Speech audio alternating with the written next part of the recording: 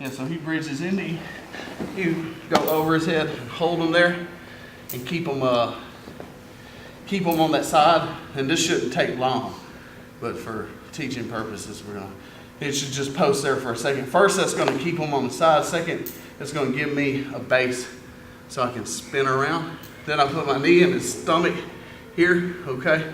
Then this foot's gonna swing around like a break dance move here. And also, that foot being on his stomach puts my leg, you see how tight of a position that is, right? It's a little bit better than just having it over here. He could maybe push this leg off pretty easy, but when it's over here, it's really tight. And then arch your hips, yeah. One more time. Slow, and then I'll show. I'm not real fast with this, but we'll call it fast. He bridges hard into you, over, keep this. You see, you're hugging this to you, you're posting your arm here, you're keeping him on the side. His knee's gotta go up, and as soon as that happens, he should know that you're about to do it. So you gotta do this next move fast. I wanna use my base on this foot and this hand to take all the weight off this leg. You see, and that swings around under his back. That lifts his body is literally lifted up. So there's less arching involved. There's less range of motion. You see his shoulders lifted up, and his arm is past the plane of his shoulder, lower. You see, so yeah, it's really tight, really fast. If you drill it a lot, you can hit it, even though it looks fancy. It's a solid technique. From this Munegatami, okay, this is a way to get into Ude-garami, and it works good. After I show this, he's going to be like, oh, that's what he was doing, because I've done it a lot, or tried a lot. I'm pretty successful with it. You go from Munegatami, arm over, and then you put your hand on their hip so they can't try to put you back in guard on their head, and get this arm over as much as possible. Get your elbow in tight. Yeah, don't let me. Okay.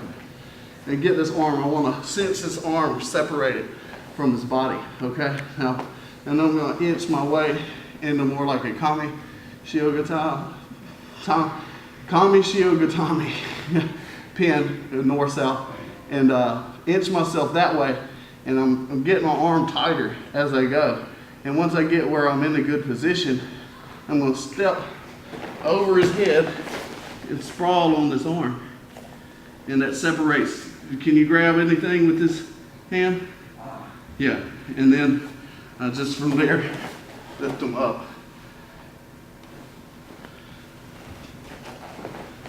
And if somebody's struggling real, everybody's been pinned with Munegatami a lot, so they usually have a good defense against it. So yeah, he normally, if you can get in here on the guy, stay here. They're not getting away. But if he's got his elbow in there hassling me and making space, this is, yeah, exactly. When he's doing stuff like this, I'll switch to here and get as far under as I can. And I'll put my hand here and work to north-south and get my hand in here as deep as I can. And once I'm at about almost north-south, but not quite, almost like a 45 down his body, I'm gonna take my leg over his head and sprawl all my body weight. You can ask him. There's a lot of pressure on his arm, and it's taking his arm away from his body. And then I can just work to get the right grip, take him up. Yeah. It's really, they don't even feel what's going on until it's too late.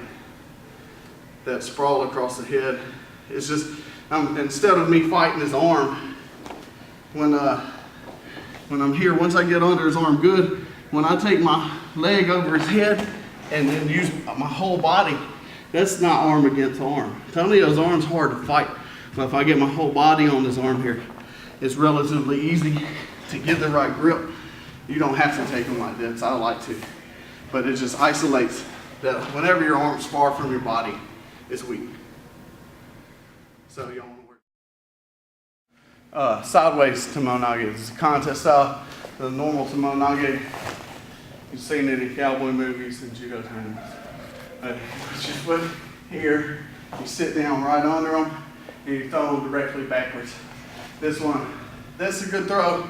It's hard to do on somebody good because you got to get them bending forward and walking this way.